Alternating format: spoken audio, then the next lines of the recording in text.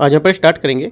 जो vision IAS का monthly current affairs magazine है, नवंबर का ये, ठीक है। तो नवंबर को जो मैगजीन है, इसमें पहला जो टॉपिक आपका रहेगा पॉलिटी का रहेगा, राज्य व्यवस्था करेगा। तो यहाँ से इसको डिस्कस कर लेंगे और देख लेंगे प्रीलिम्स के लिए क्या टॉपिक यहाँ पर इंपॉर्टेंट है इसके, राइट। तो यहाँ से स्टार्ट करते हैं। तो नवंबर से मैगजीन स्टार्ट करूँ, कल मैगजीन अभी आया हुआ है, तो आज मैं स्टार्ट करता हूँ इसको। सब जितने भी मैगजीन के पूरे टॉपिक हैं यहाँ पर, सब पूरे टॉपिक को यहाँ पर कवर कर दिया जाएगा, राइट। तो देखते हैं टॉपिक मैं आपको दिखा देता हूँ कौन कौन से। यहाँ पे जैसे पहला टॉपिक देख रहे हैं आप, राज्य व्यवस्था एवं शासन। इसी के अंदर के जितने भी आपके न्यूज़ में रहेंगे वो सब यहाँ पे मैं आपको बताता रहूँगा, राइट। जैसे कि पहला यहाँ पे देखो न्यूज़ में क्या है, पहला चुनावी फंड है, ठीक है। उसके बाद क्या, चुनावी आपकी साक्षरता है, राइट। राज्यपाल की भूमिका है, ये आपके सब प्री के लिए इंपॉर्टेंट है। उसके बाद क्या है, विशेष स्थानीय जो कानून है ये आपका है, ठीक है। सूचना का अधिकार, ये भी इंपॉर्टेंट है। विशेष श्रेणी का दर्जा, ये भी इंपॉर्टेंट है, राइट। और सुर्खियों में जो न्यूज़ रही है, जो और भी न्यूज़ रहती है सुर्खियों में, उसको देखते हैं। उसमें आपका आईना क्या है, जैसे आपको पेपर में दे देगा, इनमें से आईना क्या है, किससे संबंधित है ये, ठीक है। तो ये भी आपका प्रीलिम्स के लिए इंपॉर्टेंट है। आपराधिक कानून में सुधार और संबंधित जो विधेयक है उस पर रिपोर्ट, राइट। और सांसदों विधायकों के खिलाफ जो निपटान है ये भी यहाँ पर है। तो जितने जो टॉपिक है ये सब प्रीलिम्स के लिए इंपॉर्टेंट है टॉपिक, ठीक है। तो आप ये अपनी जो बुक है उसमें हाईलाइट भी कर सकते हैं नोट्स में, ठीक है। तो स्टार्ट करते हैं। यहाँ टॉपिक है हमारा राज्य व्यवस्था में शासन, ठीक है। चुनावी फंड, देखो पहले चुनावी फंड इसके बारे में बोल रहा है, तो यहाँ से इसको देखते हैं। सुर्खी में न्यूज़ में क्यों आया, जो चुनावी फंड था न्यूज़ में क्यों आया, क्योंकि सुप्रीम कोर्ट था, उसने भारतीय जो निर्वाचन आयोग है, election commission of India ACI, उसमें चुनावी बॉन्ड है, उसके जरिए राजनीतिक दलों को मिले जो धन का डेटा है वो पेश करने के लिए यहाँ पर निर्देश दिए हैं, ठीक है। कि जितना जो धन आपको मिला है वो यहाँ पे आप पेश करिए, मतलब सामने रखिए कितना मिला हुआ है, राइट। इसके लिए 30 सितंबर तक यहाँ पर 2023 तक डेटा यहाँ पर मंगाया गया था, राइट। तो वहाँ पर डाटा जो था मिल भी चुका होगा। उससे पहले देखो देख लेंगे चुनावी फंड की स्थिति वो क्या है यहाँ पर, ठीक है। देखो हाल ही में क्या ADR, ठीक है, ADR चुनावी फंडिंग पर डेटा जारी किया गया है। इस डेटा के अनुसार वित्त वर्ष 2004 से 5 और 14-15 के बीच जो 11 वर्ष आपके हुए, ठीक है, इस 11 वर्ष में राजनीतिक जो दल है उसने अपनी कुल आय का 69%, ठीक है, 69% जो अज्ञात लोग हैं उससे यहाँ पर क्या प्राप्त हुआ है, ठीक है। अज्ञात स्रोतों से प्राप्त हुआ, जिसका कोई यहाँ पर स्रोत अभी नहीं पता चला है, राइट। ये इंपॉर्टेंट न्यूज़ आपको पता होना चाहिए। उसके बाद वित्त वर्ष 2021-22 के लिए दलों की जो आय है, आय का स्रोत क्या था, 66% अज्ञात लोगों से, ठीक है। जो आपकी वार्षिक जो ऑडिट रिपोर्ट है उसके हिसाब से बता रहे हैं। 23% जो था ये जो ज्ञान स्रोत है वो सिर्फ यहाँ पर बताए गए, जो इलेक्शन कमीशन ऑफ इंडिया है उसको दर्ज दिया गया विवरण है, ठीक है। अगला देखते हैं। सुप्रीम कोर्ट 2019 में जारी अपने अंतरिम जो निर्देश है उसमें ECI से कहा है कि वह 30 सितंबर 2023 तक डेटा पेश करने। और गौरतलब है कि जो आपका 2019 है उसमें चुनावी बॉन्ड के लिए एसोसिएशन फॉर जो डेमोक्रेटिक रिफॉर्म है उसमें एक याचिका पर सुनवाई करते हुए सुप्रीम कोर्ट ने ECI को राजनीतिक दलों द्वारा प्राप्त जो चुनावी बॉन्ड है उस पर डेटा पेश करने का निर्देश दिया है, राइट। इतना तो इंपॉर्टेंट नहीं है कुछ। यहाँ से स्टार्ट करते हैं, देखते हैं। ये पॉइंट बोल रहा है 105 ECI जो है उसमें 105 जो दल हैं, ठीक है, 105 दलों से स्टेटस रिपोर्ट यहाँ पर क्या प्राप्त हुई है, राइट। तो ये देख सकते हैं। उसमें से भारतीय स्टेट बैंक ने खुलासा किया कि केवल 25 राजनीतिक दल को ही चुनावी बॉन्ड्स प्राप्त करने के आवश्यक खाते यहाँ पर खोले गए थे, बाकी जो अवैध थे वो, ठीक है, ऐसा कुछ यहाँ पर बताया जा रहा है। उसके बाद क्या, चुनावी फंडिंग से जुड़ी चिंताएं, क्या क्या चिंताएं, अत्यधिक खर्च, ठीक है, अत्यधिक खर्च हुए। लोकसभा चुनाव में कहीं भी जो 2019 में चुनाव था जो लोकसभा का, उस चुनाव को कहीं भी होने वाला अब तक सबसे महंगा चुनाव माना गया था 2019 का जो था, ठीक है। सेंटर फॉर मीडिया स्टडीज की एक रिपोर्ट के अनुसार 2019 का चुनाव में लगभग ये 55,000, ठीक है, 55,000 से 60,000 करोड़ रुपए यहाँ पर खर्च किए गए थे 2019 में।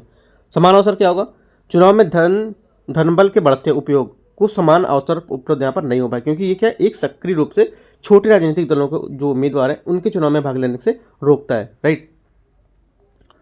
अगला देखते हैं। यहाँ पे देखो नगद लेन देन क्या है, नगद लेन देन, इसमें भारत में जो बड़े पैमाने पर चुनावी फंडिंग है इसमें नगद लेन देन के रूप में की जाती है।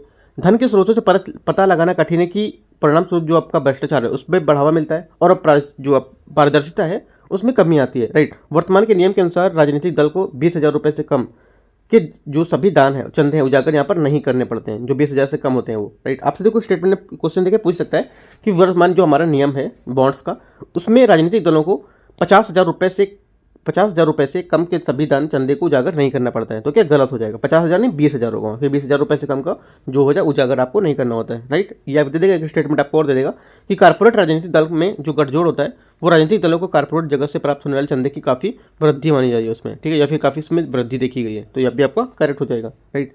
उसके बाद यहाँ पे क्या बोल रहा है, इस प्रकार वित्त पोषण के प्रभाव, जो हमारे वित्त पोषण उसमें क्या प्रभाव पड़ता है, ठीक है, जो बोलेगा कि चुनावी बॉन्ड्स हैं इसका वित्त पोषण पर क्या प्रभाव पड़ेगा, आपसे स्टेटमेंट दे देगा। इसमें काले धन का प्रसार में वृद्धि होगी, ठीक है, करेक्ट है। राजनीतिक ऐसे दल हैं जो उम्मीदवारों को प्राथमिकता देते हैं और उनका चुनाव का स्वयं खर्च जुटा सकें, ये भी करेक्ट है, ठीक है। अवसर की समानता को यहाँ पर कम करता है, जो हमारे अवसर तो इसकी समानता को भी कम करता है, ठीक है। राजनीतिक अपराधीकरण को बढ़ाता है। तो सब क्या है, जो हमारे बॉन्ड्स हैं उनके वित्त पोषण के प्रभाव हैं, ये प्रभाव को दिखाते हैं उसमें, ठीक है। अगला यहाँ पर कारपोरेट जो हो गया, ये है चुनावी बॉन्ड, ठीक है। चुनावी बॉन्ड क्या है, चुनावी बॉन्ड्स की शुरुआत 2017-18 में की गई थी, ठीक है। चुनावी बॉन्ड वस्तुतः धारक को मिलने वाले जो ब्याज है, ब्याज रहित या ब्याज मुक्त होते हैं, ठीक है, लिक्स होते हैं।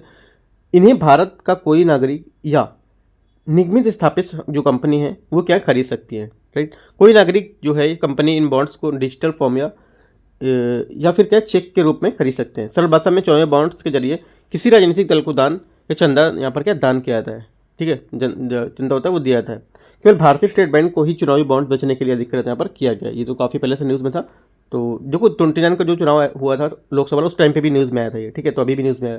तो ये याद रखना कि जो आपका चुनावी बॉन्ड्स हैं वो सिर्फ भारतीय स्टेट बैंक के द्वारा ही अधिकृत होगा बेचने के लिए। अगला क्या है, भारतीय स्टेट बैंक के द्वारा इन्हें 1,000 रुपये से 10,000, 1,000 रुपये, 10,000 रुपये और 1 लाख रुपये और 10 लाख रुपये, 1 करोड़ रुपये की रेंज में बेचा जाता है, ठीक है। इस रेंज में आपको बेचा जाएगा। आपसे क्वेश्चन पूछेगा कि भारतीय स्टेट बैंक जो आपका चुनावी बॉन्ड है ये किन किन रेट में बेचे जाते हैं। 1,000 ये बोल देगा 10,000 रुपये से शुरुआत होता है, ठीक है, और जाके 10 लाख तक रहता है। तो क्या है, आपको याद रखना 1,000 से स्टार्ट होता है और आपका 1 करोड़ तक की रेंज में बेचा जाता है। चुनावी बॉन्ड्स जो आपकी KYC उसके नियम का पालन जो खोले गए खाते के जरिए ही खरीदा जा सकता है, ठीक है। कोई व्यक्ति या जो कंपनी है किसी भी संख्या में चुनावी बॉन्ड्स को क्या खरीद सकता है। आपको याद, ये भी पॉइंट आपको याद रखना है, कोई व्यक्ति या कंपनी कितनी भी संख्या में चुनावी बॉन्ड्स खरीद सकता है, ठीक है। ये जनवरी, अप्रैल, जुलाई और अक्टूबर माह में 10 दिनों की अवधि के लिए खरीद हेतु उपलब्ध रहते हैं। इस टाइम में आप खरीद सकते हैं, ठीक है। इनके कुछ रूल्स हैं, जैसे कि आपको मैं बता रहा हूँ कि कितना रुपये आप लगा सकते हैं, कितना रुपये ले सकते हैं, कितने टाइम से ले सकते हैं, ठीक है। चुनावी बॉन्ड से लाभ क्या क्या है, तो चुनावी बॉन्ड से क्या क्या लाभ होंगे। इसमें क्या है, जो दानदाता है उनकी पहचान गोपनीय रखी जाती है, ठीक है। चुनावी बॉन्ड्स के सभी लेन देन चेक या डिजिटल माध्यम से दिए जाते हैं, ये भी करेक्ट है। चुनावी फंड्स की जो चिंताएं हैं वो क्या है, चुनावी बॉन्ड्स की चिंताएं क्या क्या है। फंड स्रोत से संबंधित पारदर्शिता का अभाव है यहाँ पर, ठीक है।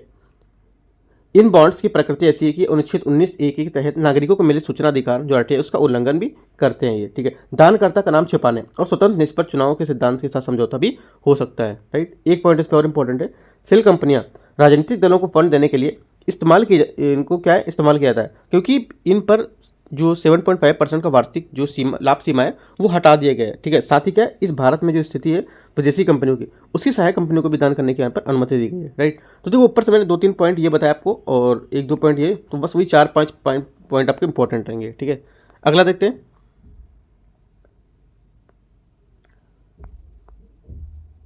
यहाँ पे देखो आगे की राय, इसमें तो कुछ मेंस का इसमें कुछ नहीं आएगा आपका, ऊपर मैंने जितना बताया उससे ही संबंधित है वो, ठीक है। अगला यहाँ पर टॉपिक है आपका, ये मैं प्रीलिम्स के लिए सिर्फ करा रहा हूँ, ठीक है, मेंस का इसमें कोई टॉपिक नहीं बताऊंगा मैं। चुनावी साक्षरता, ठीक है, आपका जो इलेक्टोरल जो लिटरेसी है इसके बारे में देखते हैं।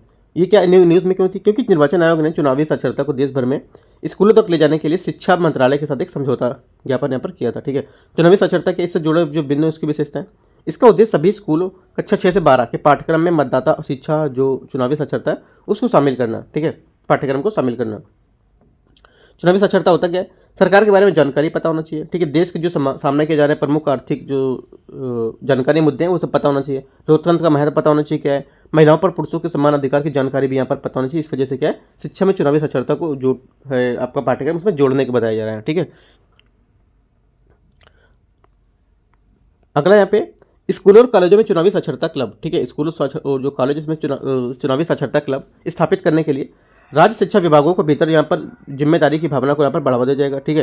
प्रत्येक जो आपका माध्यमिक विद्यालय है उसमें एक कमरे को डेमोक्रेसी रूम के नाम से दिया जाएगा। इसका उद्देश्य नियमित मतदाता सामग्री जो है उस शिक्षा उसका प्रदर्शन करना, ठीक है। निरंतर चुनावी और लोकतंत्र शिक्षा को गतिविधि को आयोजित करना, ये सब यहाँ पर बताया जा रहा है कि किस टाइप से आपको जो चुनावी साक्षरता क्लब रहेगा ये दिखाया जाएगा, ठीक है। अगला NCERT चुनावी साक्षरता पर कंटेंट शामिल करने के लिए पाठ्य पुस्तकों पर प्रस्तुत जो अपडेट है वो यहाँ पर किया जाएगा। इसके अलावा NCERT राज्य शिक्षा के बोर्ड हैं और अन्य बोर्डों में भी इसका पालन करने की सलाह दी जाएगी, ठीक है। ये भी कोई खास इंपॉर्टेंट कुछ यहाँ पे टॉपिक नहीं है, बस आपको पता होना चाहिए कि क्यों न्यूज़ में था, क्यों न्यूज़ में आया ये, ठीक है। अगला देखते हैं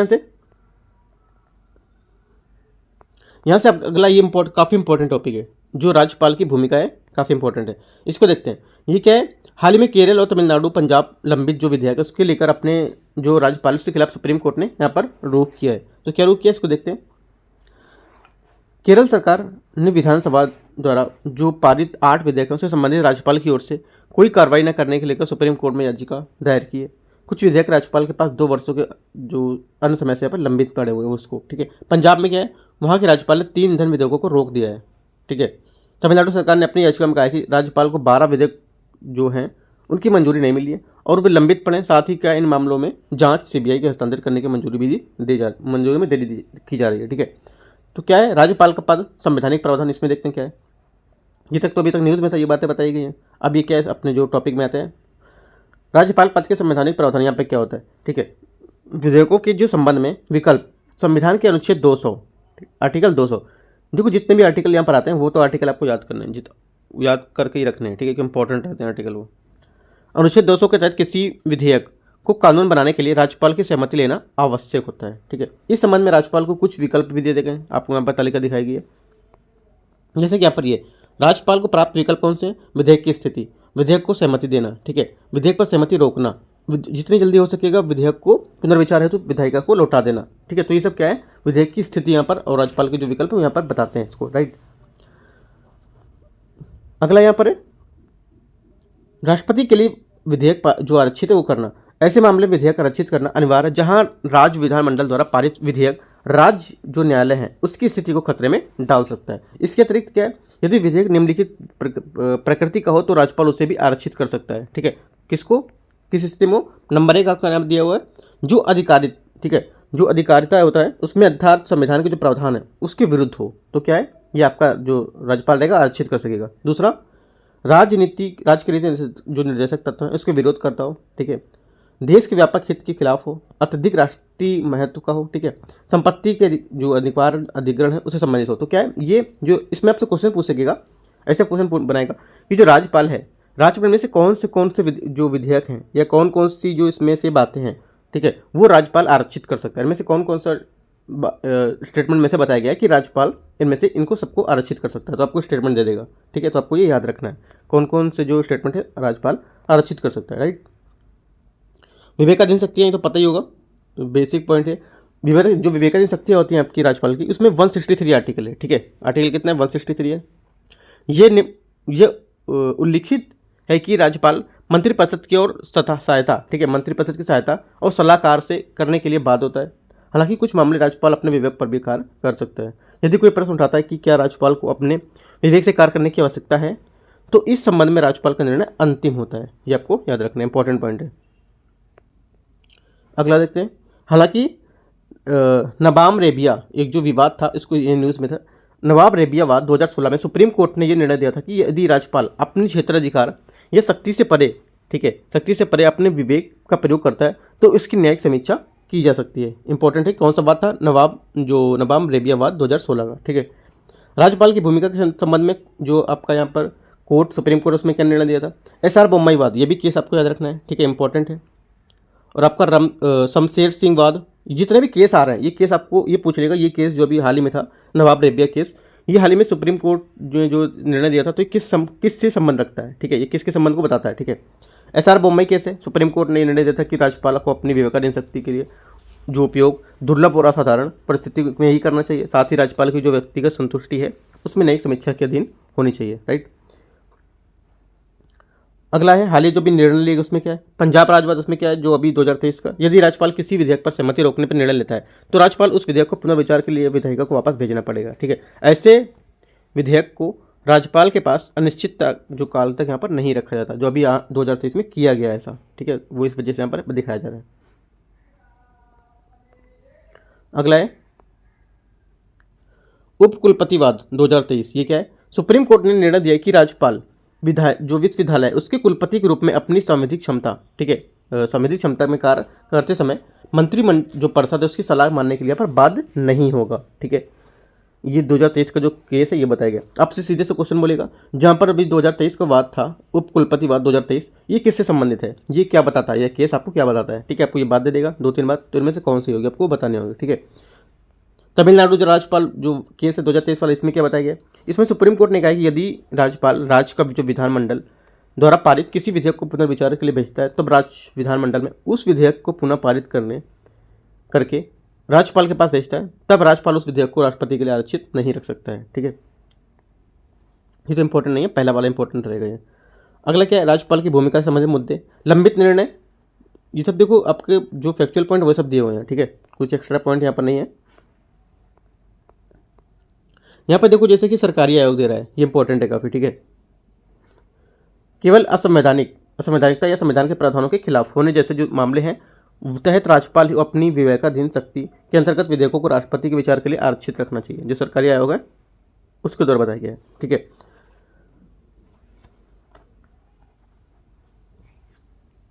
शक्ति के अंतर्गत विधेयकों के राष्ट्रपति आरक्षित रखना, ये तो हो गया है। उसके बाद यहाँ पर कुछ पॉइंट और दिए हैं जो आगे की राह में अपना बता सकते हैं कि सिफारिश कैसे करेंगे। तो यहाँ पे कुछ इतना बॉडी सब मेंस के टॉपिक पॉइंट के लिए दिए हुए हैं। ठीक है, अपने प्री के लिए इंपॉर्टेंट इतना यहाँ से नहीं है, वो सिर्फ उतना ऊपर इंपॉर्टेंट था जो वाद केस तक था वहाँ तक। ठीक है, अगला देखते हैं।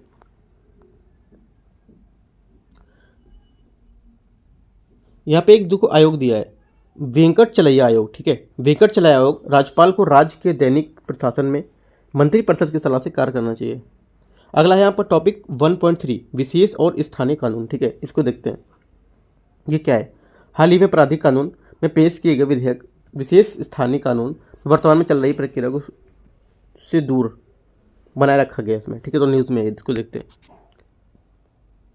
ये भी कोई खास न्यूज़ नहीं है, जो इंपॉर्टेंट यहाँ पर न्यूज़ रहेगी प्रीलिम्स के लिए सिर्फ उसको देखेंगे।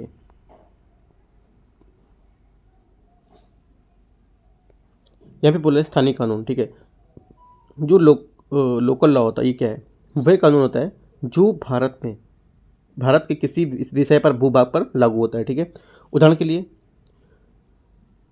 महाराष्ट्र संगठित अपराध नियंत्रण अधिनियम जो है वो यहाँ पर दिखाया गया है। ठीक है, जो स्थानीय कानून क्या होता है, वह कानून होता है जो भारत के किसी विशेष भूभाग पर लागू होता है। उदाहरण के लिए अब दिखा देंगे महाराष्ट्र संगठित अपराध नियंत्रण अधिनियम 1999। ठीक है, आपसे क्वेश्चन यहाँ से ऐसे बना सकता है, जो स्थानीय कानून है, ठीक है, स्थानीय कानून है, ये किस उदाहरण हमारे किस जो उदाहरण को सही बात बताता है। ठीक है, स्थानीय कानून इनमें से किस बात को सही ठहराता है। ठीक है, तो ये आप यहाँ पर पॉइंट देखेंगे। अगला है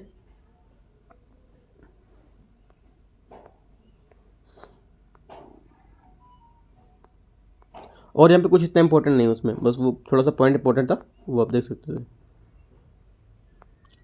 अगला टॉपिक है यहाँ से सूचना का अधिकार। ठीक है, सूचना का अधिकार में आते हैं।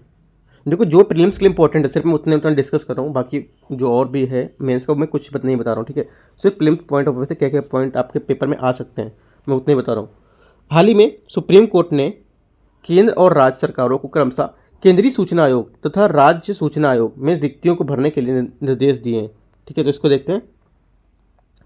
इंपॉर्टेंट क्वेश्चन है, सुप्रीम कोर्ट ने कहा है कि इन रिक्तियों को ना भरने पर सूचना अधिकार जो आरटीआई अधिनियम 2005 है, इसको एक डेट लेटर हो जाएगा। क्या हो जाएगा, एक डेट लेटर हो जाएगा। राइट, ये सुप्रीम कोर्ट ने बोला है। अंजलि भारद्वाज एवं अन्य बनाम भारत संवाद 2019 में सुप्रीम कोर्ट ने अपने निर्णय में केंद्रीय सूचना आयोग और सूचना आयोग में जो रिक्ति थी, ठीक है, उसमें जल्द से जल्द भरने के निर्देश दिए थे। हालांकि केंद्र राज्यों ने अभी तक इसमें कोई निर्देश यहाँ पर जारी नहीं किया है और इसका पालन भी नहीं किया है। राइट, तो इसमें देखते हैं जो सीबीसीएस के बारे में देखते हैं, सीआईसी के बारे में देखते हैं। सीबीसी नहीं, सीआईसी है, केंद्रीय सूचना जो आयोग है और सूचना अधिकार संशोधन 2019। ये क्या है, सीआईसी एक सांविधिक निकाय है, पता होना चाहिए। संवैधानिक क्या होता है, संवैधानिक क्या होता है, ऑलरेडी मैं आपको जो टेस्ट कराता हूँ मैं बता चुका हूँ, लेकिन यहाँ पे बता देता हूँ। देखो संवैधानिक वो होते हैं जो किसी अनुच्छेद के तहत वर्णित किए गए होते हैं। ठीक है, सांविधिक क्या होते हैं, सांविधिक आपके होंगे जो किसी अधिनियम के तहत आएंगे। ये सांविधिक है तो किसका अधिनियम कोई होगा, ये आरटीआई 2005 का अधिनियम होगा। ठीक है, इस वजह से सांविधिक है, के तहत किया गया था। आयोग ने क्षेत्राधिकार में सभी केंद्रीय लोक प्राधिकारी होते हैं।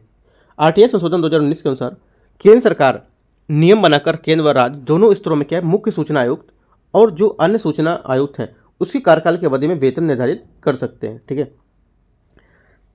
जो सूचना का अधिकार अधिनियम है ये 3 वर्ष की अवधि के लिए पद पर बने रहेंगे। जो यहाँ पर इसके अधिसूचित होते हैं वो लोग, तो उसमें 3 वर्ष पर पद पर बने रहेंगे। इसमें 2005 का जो अधिनियम था उसमें 5 वर्ष का निश्चित कार्यकाल, 65 वर्ष से बने जो भी पहले होने का प्रावधान किया गया था 2005 से पहले, जिससे पहले था 2005 वाले में। ठीक है, ये आपको याद रखना है। 5 और 19 वाले में क्या अंतर है, क्या डिफरेंस किया गया है।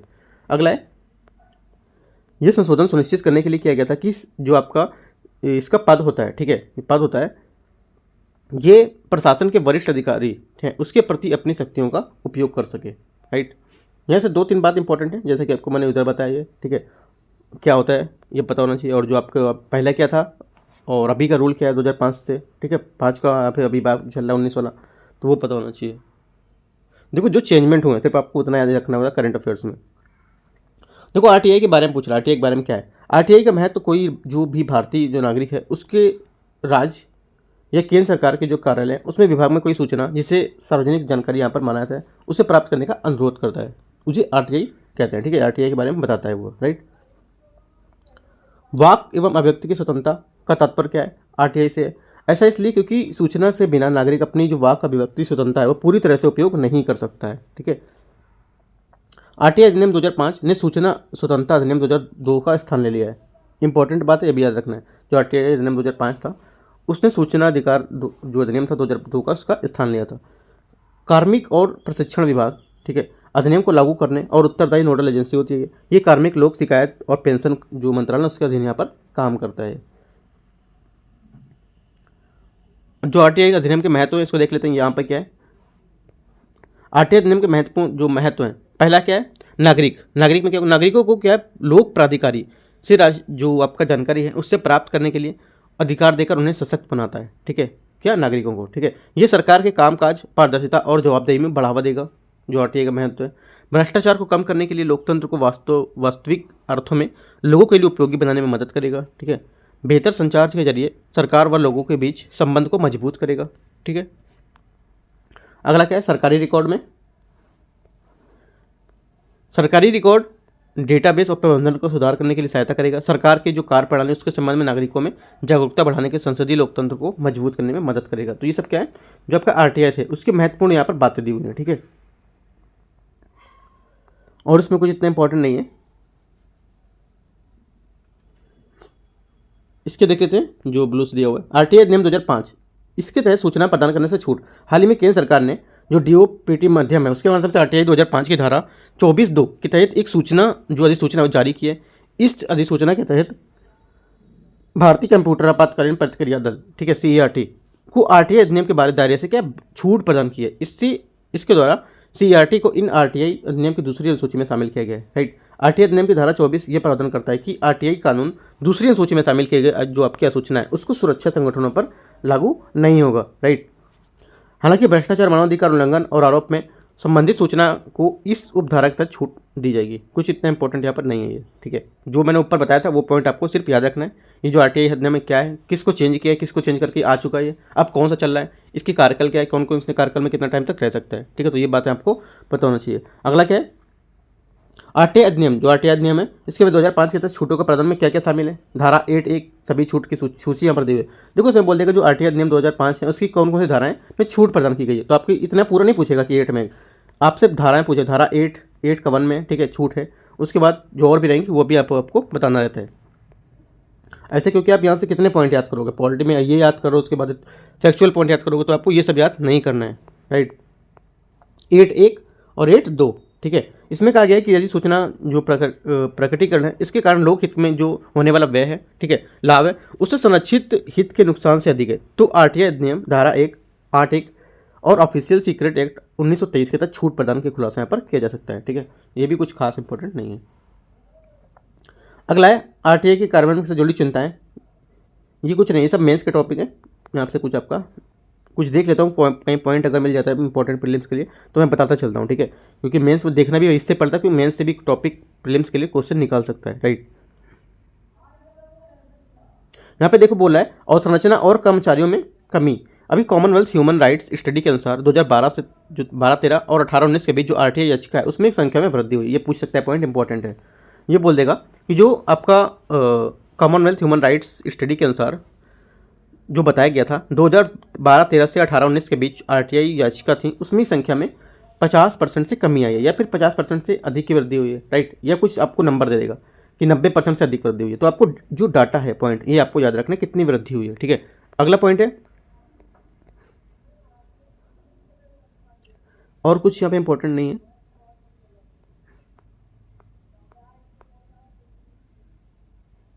अगला यहाँ पर, इसके अलावा 2019 में दिए गए सुप्रीम कोर्ट के आदेश के अनुसार रिक्त पदों को 3 माह के भीतर भरा जाना चाहिए। ये तो 19 में बताया गया था आदेश, उसके बाद बताया गया आपको। जागरूकता क्या होती है, इसमें इंपॉर्टेंट कुछ नहीं, जागरूकता में भी, और यहाँ पे कोई इंपॉर्टेंट बात नहीं है, ठीक है। तो ये भी हटा दीजिए, अब सिर्फ आपको ये पॉइंट पढ़ना है प्रीलिम्स के लिए। अगला है 1.5 टॉपिक, ठीक है, इसको देखते हैं। विशेष श्रेणी का दर्जा, जो विशेष श्रेणी का दर्जा होता है, स्पेशल कैटेगरी स्टेटस, ये क्या होता है। देखो, जो विशेष श्रेणी है दर्जा, उसको प्राप्त करने के लिए क्या मानदंड होने चाहिए, हमारे निर्धारित मानदंड है, कुछ दिए गए। कौन से, पहाड़ी और दुर्गम इलाका होना चाहिए, ठीक है। दूसरा, कम जनसंख्या घनत्व और राज्य में जनजाति जो आबादी है उसका एक बड़ा हिस्सा होना चाहिए, ठीक है। पड़ोसी देशों में लगी जो सीमाएं, उस पर सामरिक अवस्थिति होनी चाहिए। आर्थिक और अवसंरचना संबंधी पिछड़ापन, राज्य वित्त का स्रोत में अनिश्चित होना। तो ये सब क्या है, जो आपके विशेष श्रेणी है उसके लिए मानदंड कुछ निर्धारित किए गए हैं। यहाँ से क्वेश्चन बना सकता है, ठीक है। यहाँ से ऐसे क्वेश्चन पूछ सकता है कि जो विशेष श्रेणी का दर्जा है उसके लिए क्या क्या मानदंड निर्धारित यहाँ पर किए गए हैं। आपको 4 स्टेटमेंट दे देगा, एक कोई गलत दे देगा कि इनमें से कौन सा नहीं है, क्योंकि जिसमें सही वाले ज़्यादा है तो आपसे बोलेगा कौन सा सही नहीं। 3 आपको करेक्ट दे देगा और एक आपको गलत दे देगा। तो आपको याद रखना है कौन कौन सा हमारा जो श्रेणी है, जो मानदंड है इसका, वो बताना है, ठीक है। अगला यहाँ पर दिया हुआ है, बिहार के अलावा ओडिशा और आंध्र प्रदेश जो हैं वो भी यहाँ पर इसके लिए मांग कर रहे हैं, ठीक है। स्पेशल राइट से उनके लिए हमें कहा है ये मांग कर रहे हैं। कौन, बिहार और ओडिशा, जो आपको बिहार और ओडिशा के बारे में स्पेशल श्रेणी के लिए याद रखना है, दोनों जो राज्य हैं इसके बारे में, ठीक है। बिहार के अलावा भी ओडिशा और आंध्र प्रदेश।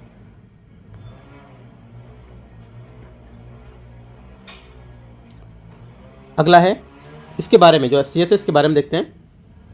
गौरतलब की SCS केंद्र सरकार द्वारा राज्यों के लिए किया जाने वाला एक तरह का वर्गीकरण है। ये दर्जा उन राज्यों के विकास की सहायता दिया जाता है जहां जो किसी भौगोलिक और सामाजिक जो आर्थिक पिछड़ेपन है उसका सामना कर रहे होते हैं। ये पॉइंट इंपॉर्टेंट है इतना, ठीक है। यहाँ से देखो, जो आपका ये बोलेगा, जो स्पेशल राइट, जो स्पेशल यहाँ पर बताया जा रहा है इसके बारे में, ठीक है।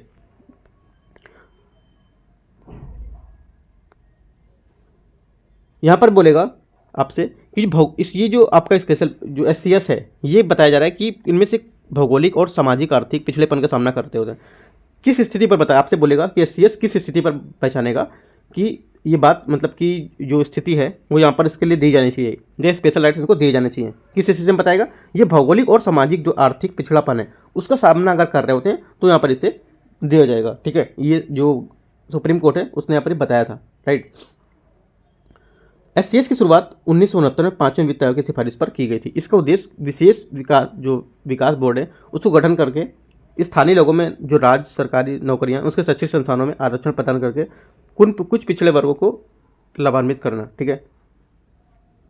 जो SCS है राज्यों में गाडगिल मुखर्जी फार्मूला के आधार पर अनुदान प्राप्त होता है, ठीक है। केंद्र सरकार द्वारा राष्ट्रीय विकास परिषद सिफारिश के आधार पर कुल निर्धारित मानदंड को पूरा करने के लिए इन्फोग्राफिक यहाँ पर दिखाया गया, जैसे मैंने आपको ऊपर बताया। और यहाँ से इंपॉर्टेंट तो कुछ नहीं है, ये पॉइंट इंपॉर्टेंट है। वर्तमान में 11 राज्यों में SCS का दर्जा मिला गया है, ठीक है। अभी आपसे बोलेगा वर्तमान में 10 राज्यों को जो दर्जा SCS का मिला हुआ है, या बोल देगा 10 राज्यों से कम को दर्जा मिल दिया गया, ठीक है। आपको स्पेशली पॉइंट नहीं देगा, आपको इसे करके घुमाएगा, ठीक है। तो उसमें कौन कौन से, असम है, नागालैंड है, हिमाचल प्रदेश, मणिपुर, मेघालय, सिक्किम, त्रिपुरा, अरुणाचल प्रदेश, मिजोरम, उत्तराखंड, तेलंगाना। आपको यहाँ दे देगा कि जो है इसमें बिहार और उड़ीसा भी शामिल हो गए हैं, ठीक है। ऐसा कुछ नहीं है। यह बोलेगा आपसे कि वर्तमान में 11 राज्य हैं, लेकिन अभी नहीं, वर्तमान में बोलेगा आपको 13 राज्य हो गए हैं, बिहार और उड़ीसा को जोड़कर अभी 13 राज्य हो गए, ऐसा करके। तो अभी जोड़े नहीं गए, आपको याद रखना सिर्फ 11 ही हैं, राइट। ये बात आपको याद रखना पॉइंट के रूप में। अगला है, भारत के संविधान में कुछ राज्यों के लिए विशेष प्रावधान यहाँ पर किए गए, ठीक है। कुछ राज्यों के लिए विशेष प्रावधान, जैसे कि अनुच्छेद 371 है, 371 और 371 J। तो ये भी बताना चाहिए कि जो हमारे भारतीय संविधान में अनुच्छेद के लिए विशेष प्रावधान किस अनुच्छेदों में किए गए, ठीक है। यहाँ तक कि संविधान किसी भी राज्य को SCS राज्य के रूप में वर्गीकृत नहीं करता है, ठीक है। जो संविधान हमारा है, किसी आपसे स्टेटमेंट ये भी दे देगा, हमारा जो संविधान है इस किसी भी राज्य को SCS के रूप में वर्गीकृत कर सकता है। तो क्या गलत होगा, जो हमारा संविधान होगा किसी भी राज्य को SCS के रूप में वर्गीकृत नहीं कर सकता है। अगला पॉइंट यहाँ पर 14वें वित्त आयोग की सिफारिश के अनुसार अब किसी भी राज्य को SCS प्रदान नहीं किया जाएगा। ठीक है, इसके बाद किसी भी नए राज्य को SCS नहीं दिया जाएगा। ये आपको बात याद रखना है। कौन से वित्त आयोग? 14वें वित्त आयोग की सिफारिश के आधार पर।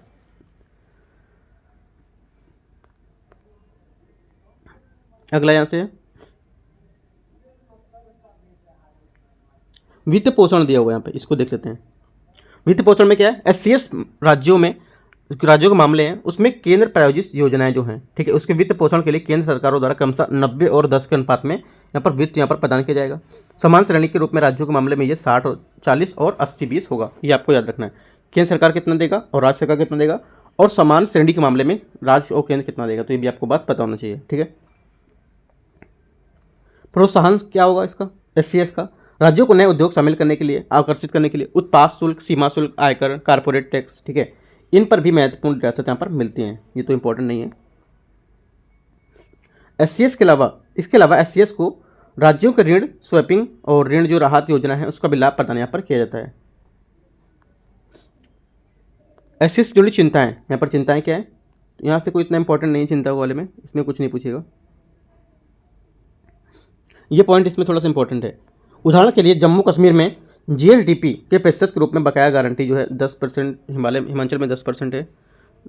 ये भी नहीं, थोड़ा सा डाटा दिया हुआ है, बट मेंस के लिए डाटा है, प्रीलिम्स के लिए कोई डाटा यहाँ पर नहीं है ये। ठीक है, तो यहाँ पे ये टॉपिक जितना था, ये टॉपिक इतना ही था कि SCS क्या है, किन किन राज्यों में और किन किन राज्य इनकी मांग कर रहे हैं। ठीक है, और क्या ये हमारा इसके लिए फ़ायदा होगा, राइट। तो ये सब मैंने आपको ऊपर डिस्कस कर दिया। अगला देखते हैं टॉपिक। ये सब मैं बता चुका हूँ, 80-20 था, ये सब मैं आपको बता चुका हूँ। यहाँ पे देखो जो कोर वैकल्पिक है, ये कोर वैकल्पिक योजनाएं वित्त पोषण केंद्र और राज्य सरकारें निम्नलिखित अनुपात में करती हैं। कौन सी? पूर्वोत्तर राज्यों में, हमारे राज्यों में कितना?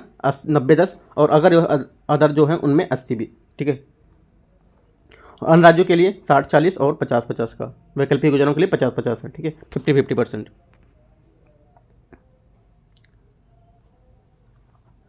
अगला देखते हैं यहाँ से संक्षिप्त सुर्खियाँ, क्या क्या और न्यूज़ में था, इसको देखते हैं। आईना क्या है? डैशबोर्ड। ठीक है, आईना क्या है? जो आवासन श्रेणी, ठीक है, आवासन श्रेणी शहरी और कार्यान्वयन जो मंत्रालय है, ठीक है, शहरी मंत्रालय, आईना, ये डैशबोर्ड सिटी से पोर्टल शुरू किया गया हाल ही में। ठीक है, तो ये क्या है? ये विशेष पोर्टल मुख्य 5 क्षेत्रों में शहरों की स्थिति को, प्रगति के बारे में बताएगा। ठीक है, देश भर में शहरी जो स्थानीय निकाय हैं उसके जो आधार हैं वो यहाँ पर आपको प्रस्तुत करेगा क्या है। ठीक है, इसका मंत्रालय क्या होगा? इसका मंत्रालय डिजिटल इंडिया कॉर्पोरेशन DIC के माध्यम से डेटा प्रस्तुत करने के लिए जो राज्य है उसकी सहायता प्रदान करेगा ये मंत्रालय। ठीक है, आपको ये पता नहीं, देखो जो पूछेगा आईना जो है आपका, ये किस मंत्रालय के अंतर्गत इसने काम किया, तो आवासन शहरी और कार्य मंत्रालय, ये आपको पता होना चाहिए कि ये मंत्रालय था इसका। नेक्स्ट है पोर्टल का उद्देश्य क्या होगा? इस पोर्टल का उद्देश्य होगा स्वस्थ प्रतिस्पर्धा को बढ़ावा देना और सीखने का कोई अवसर मिलना। ठीक है, और यहाँ पे दिया हुआ है पोर्टल की आवश्यकता क्यों है, ये तो नहीं इंपॉर्टेंट होगा। हाँ, ये जो अगला दिया है संविधान के अनुच्छेद 74, ये आपका 74वें संविधान संशोधन है। ठीक है, संवैधानिक निकाय, ये क्या है? आपका एक संवैधानिक निकाय, आपसे बोलेगा जो आपका पोर्टल ये है, ये संवैधानिक निकाय है, ये आपका संवैधानिक निकाय। ठीक है, तो आपको ये याद रखना है ये संवैधानिक निकाय है। ठीक है, संवैधानिक निकाय, ये 74वें संविधान संशोधन विधेयक अधिनियम 1992 के शासन के तीसरे स्तर के रूप में इसको मान्यता दी गई है। ठीक है, शासन का तीसरे स्तर पर। नेक्स्ट क्या है? ये जो 74वां संविधान संशोधन है, इसके अधिनियम से जनसंख्या, ठीक है, जनसंख्या के आकार और क्षेत्र के आधार पर इसे 3 श्रेणी में, ठीक है, 3 श्रेणी में वर्गीकृत। कौन कौन से क्षेत्र में? 3 में। आपको पहला नगर पंचायत है, दूसरा नगर परिषद है, तीसरा आपका नगर निगम है। तो ये 3 जो क्षेत्र हैं, इस क्षेत्र में जो जनसंख्या है उसके आकार में यहाँ पर वर्गीकृत इसको किया गया है। ठीक है, 74वें संविधान संशोधन के आधार पर।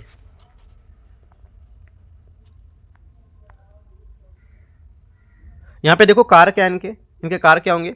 ULB जो आपके कार्य इसके हैं, जो क्या क्या होंगे कार्य, उसमें से संविधान की 12वीं सूची में उल्लिखित हैं 18 विशेष कार्य सौंपे गए। जो संविधान की 12वीं सूची है उसमें 18 जो कार्य वहाँ पर सौंपे गए। इतना कुछ खास इंपॉर्टेंट नहीं है। जो मैंने आपको बताया कि कौन सा मंत्रालय जारी करता है, किसके लिए जारी किया किस लिए चलाया जा रहा है ये। ठीक है, क्या क्या फ़ायदा होगा इसका, तो बस इतनी बात आपको यहाँ से याद रखना है।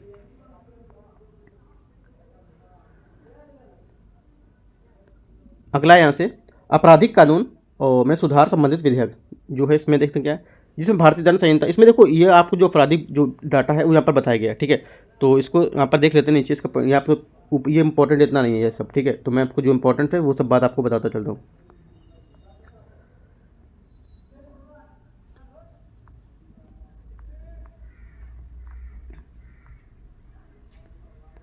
देखो, जो आपका आपराधिक कानून है इसमें जो बोलेगा कि आपराधिक कानून के सुधार से संबंधित तीन विधेयक हैं। आपको ये पता होना चाहिए कौन कौन से 3 विधेयक हैं। भारतीय दंड संहिता 1860, ठीक है। भारतीय न्याय संहिता 2023 स्थान ले लिया इसने। दंड प्रक्रिया जो संहिता है CRPC 1973 का स्थान लेने वाली इस भारतीय जो नागरिक सुरक्षा उसने 2023 का स्थान लिया, ठीक है। भारतीय साक्ष्य अधिनियम है 1872 का स्थान लेने वाला भारतीय साक्ष्य विधेयक उसने 2023 का स्थान ले लिया। मैं किसना किसका स्थान लिया वो आपको ये बात बताऊँ, सिर्फ इतना बता होना चाहिए कि आपराधिक कानून के बारे में ये जो आपका विधेयक था ये, ठीक है। और कोई खास इंपॉर्टेंट यहाँ पर बात नहीं है, ठीक है। अगले टॉपिक को देखते हैं अपने। अगला टॉपिक है यहाँ से फिल्म पायरेसी को रोकना, ठीक है। फिल्म पायरेसी को रोकना ये किस मंत्रालय के आएगा? ये सूचना और प्रसारण मंत्रालय के अंतर्गत आएगा। पहली बात तो ये हो गई, ठीक है। ये इसके तहत पायरेसी के खिलाफ शिकायतों को प्राप्त करने के लिए केंद्रीय फिल्म जो आपका प्रमाणन बोर्ड होता है और CBFC है, इसका सूचना प्रसारण मंत्रालय नोडल अधिकारी नियुक्त किए जाते हैं इससे, राइट। इसके लिए आपका सिनेमेटोग्राफ, ठीक है, सिनेमेटोग्राफ संशोधन अधिनियम 2023 एक तंत्र स्थापित यहाँ पर किया गया है।